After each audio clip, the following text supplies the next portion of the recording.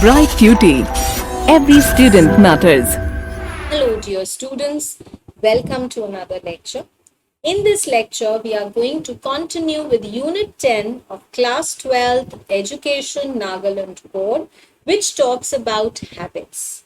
We've learned about what is a habit, what are the good habits, what are the bad habits, what are the advantages and the disadvantages of framing a habit.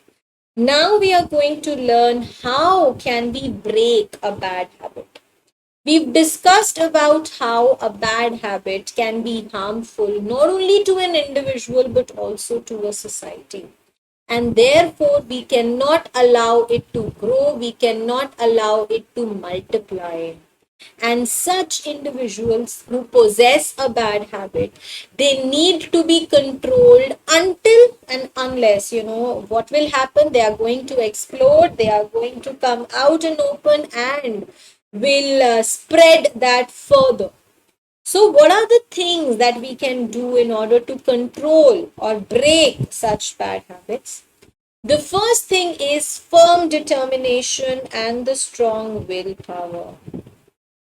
Anything can be achieved if you are determined to do that, if you have the internal desire and intensity to achieve.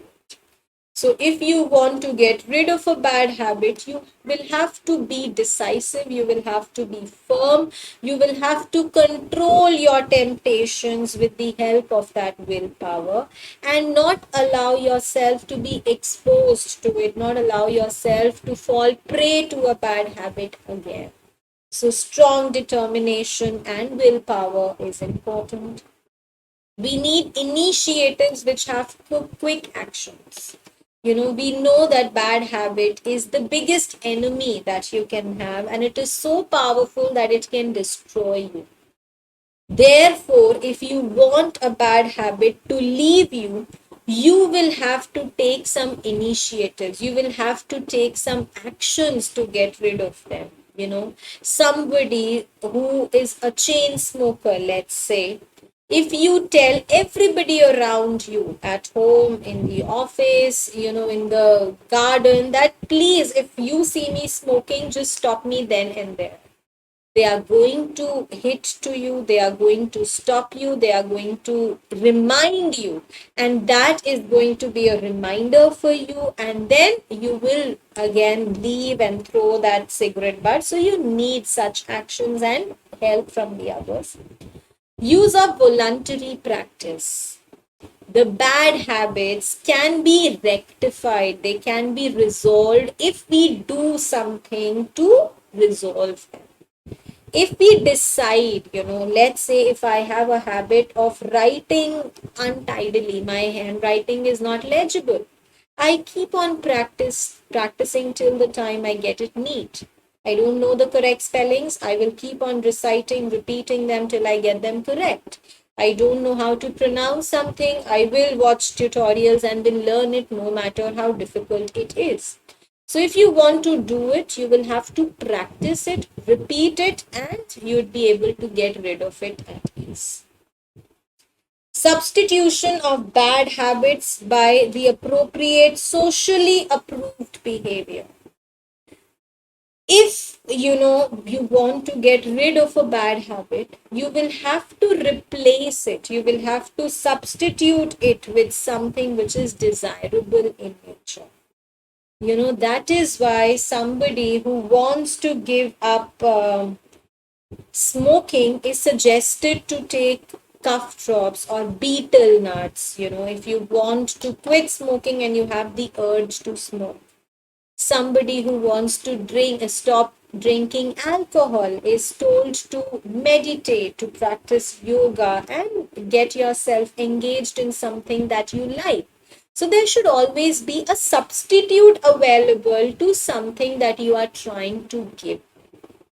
And last but not the least is to hit on the root cause of the bad habit. If you have a bad habit, you will have to decide, you will have to reach the place that bad habit initiated from and then try to get rid of that. You may have developed bad habit for multiple reasons. Sometimes it is due to some inner conflict, sometimes it is due to some external factors, emotional disturbances, stress, anxiety. You will have to understand the reason behind that habit of yours and then try and take measures to resolve it. If there is some emotional problem that you are dealing with, try and talk about it with people. Talk consider consulting a counselor. If a child gets into a bad habit, you need to understand the reason why the child has started doing it and try and find a solution to it. So whatever bad habit is due to stress or anxiety, there is always a treatment available to it, and that should be provided to one at the earliest. So with this, my dear students, we come to the end of this unit, which is habits. In this unit, we talked about what is a habit, what are the good habits, what are the bad habits, what are the advantages, the disadvantages of habits.